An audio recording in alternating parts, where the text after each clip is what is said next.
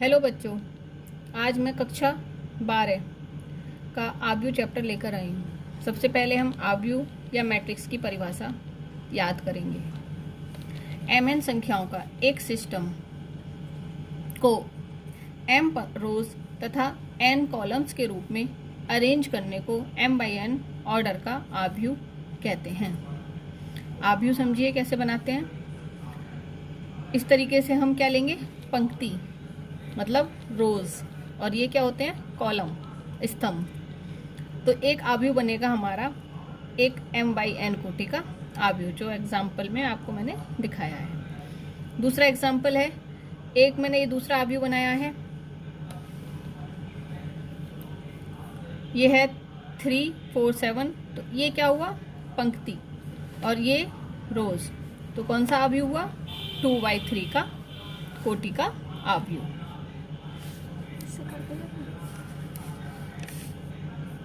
आव्यूह को aij या a से निरूपित किया जाता है।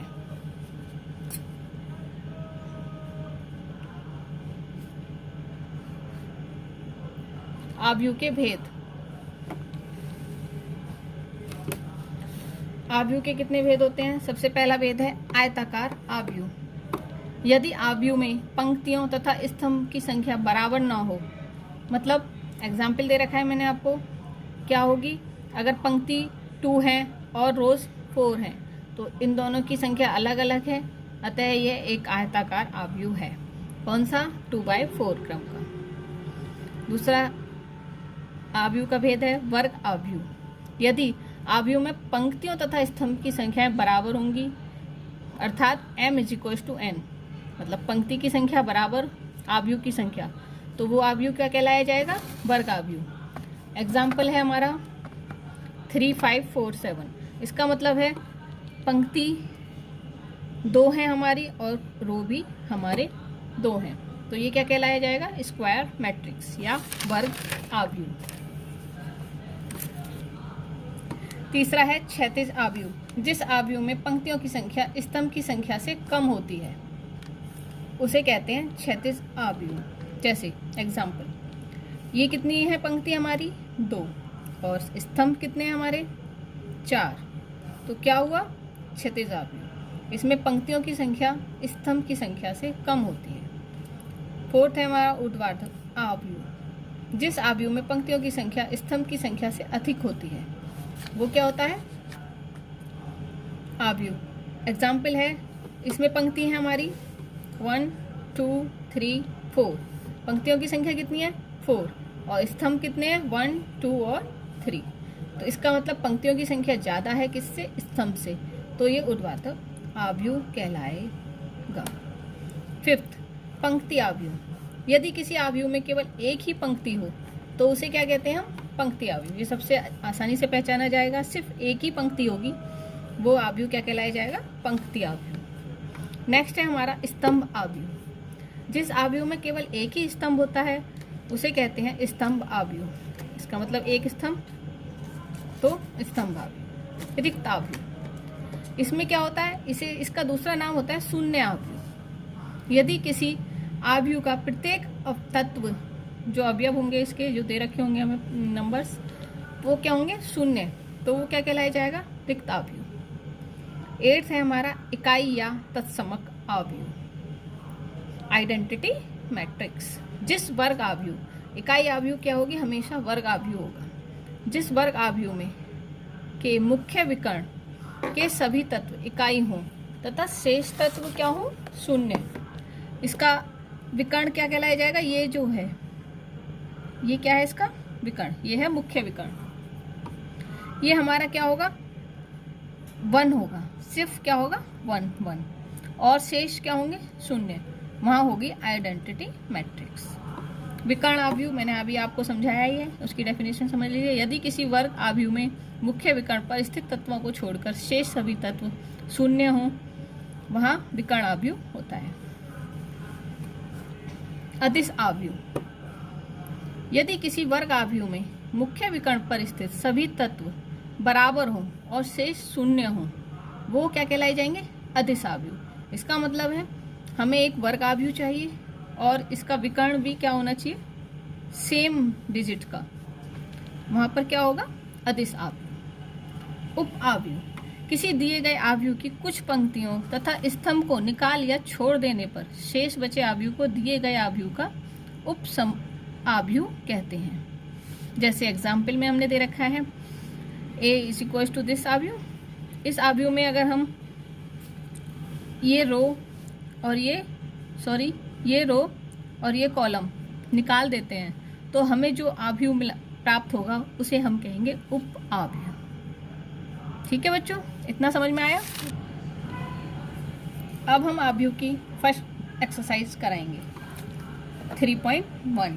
इसका क्वेश्चन नंबर 1, आव्यूह A is equal to this के लिए ज्ञात कीजिए पहला आव्यूह की कोटि, दूसरा अवयवों की संख्या, तीसरा अवयव जो हमें दे रखे हैं वो हमें निकालने हैं।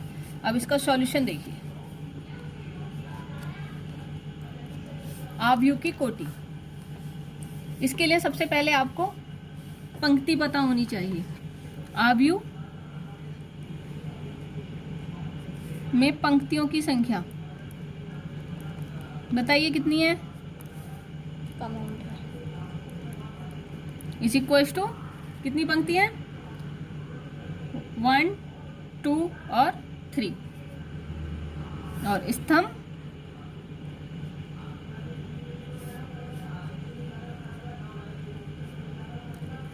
स्तंभों की संख्या काउंट कीजिए, 1, 2, 3, 4। अतः आव्यूह की कोटि क्या हुई, की कोटि क्या होगी, कैसे लिखी जाती है कोटि, m/n रूप में। मतलब m इज इक्वल टू पंक्तियों की संख्या और n इज इक्वल टू स्तंभ की संख्या, तो 3/4। अतः आव्यूह की कोटि होगी 3/4। ये है फर्स्ट आपका पार्ट। सेकंड पार्ट, अवयवों की संख्या।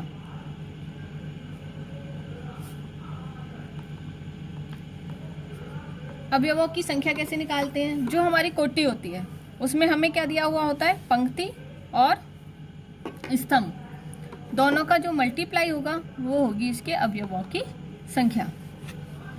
थर्ड पार्ट है इसका अवयव। अब इससे समझिए अवयव कौन कौन से होते हैं और कैसे निकालते हैं। सबसे पहला हमें अवयव दे रखा है A1 3। हम मैट्रिक्स देखेंगे। मैट्रिक्स में A1 1 का मतलब है पहली पंक्ति और 3 का मतलब है तीसरा कॉलम। तो क्या हुआ इसका आंसर, पहली पंक्ति तीसरा कॉलम, तो क्या हुआ आंसर इसका 19। A21, अब A21 आप बताइए, इसका मतलब दूसरी पंक्ति और पहला अवयव, तो इसका आंसर हुआ 35।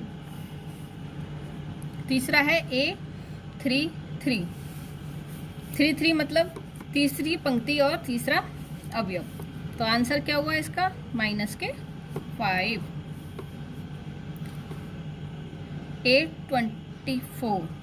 A24, इसका मतलब वो A24 इसका मतलब है दूसरी पंक्ति और फोर्थ इसका कॉलम मतलब स्तंभ, तो क्या आया इसका आंसर 12। नेक्स्ट है हमारा A23। इसे निकालने के लिए हम क्या देखेंगे, दूसरी पंक्ति और तीसरा स्तंभ, तो आंसर हुआ इसका 5/2। समझ में आया, बहुत सिंपल है आव्यूह।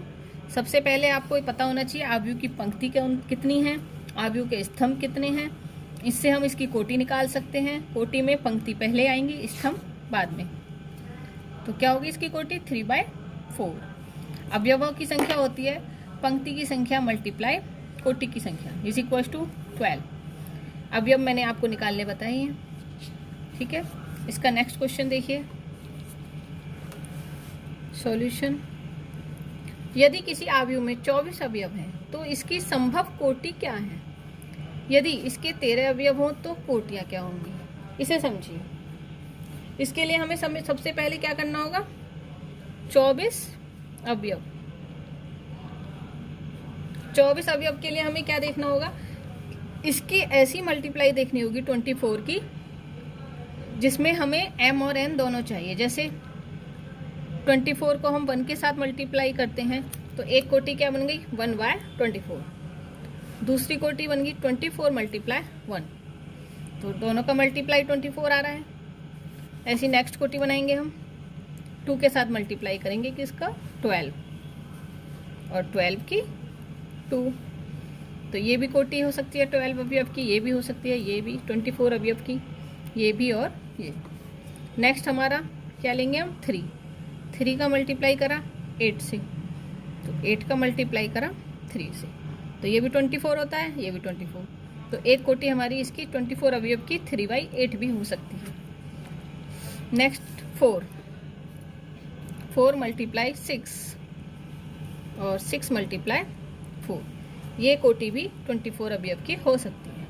तो हमें यहाँ से पता चल जाएगा कि 24 अवयव की कोटि कैसे बनाते हैं। ठीक है, अब दूसरा पार्ट है इसका 13 अवयव हो तो, मतलब 13 अवयव हो तो कोटि कौन कौन सी होंगी। अब 13 अवयव होंगे तो सिंपल 2 ही कोटि होंगी, 1 के साथ मल्टीप्लाई होगा 13 और 13 के साथ मल्टीप्लाई होगा 1, तो 13 अगर अवयव होंगे तो कोटि होंगी 1/13 और 13/1। ठीक है, इसी तरीके से आपको एक क्वेश्चन दिया हुआ है, थर्ड क्वेश्चन, वो आपको खुद करना है। यदि किसी अवयव में 18 अवयव हैं तो इसकी, किसी आव्यूह में 18 अवयव हैं तो इसकी संभव कोटियाँ क्या होंगी। यदि इसमें 5 अवयव हो तो क्या होंगी, नोटबुक में खुद करना है।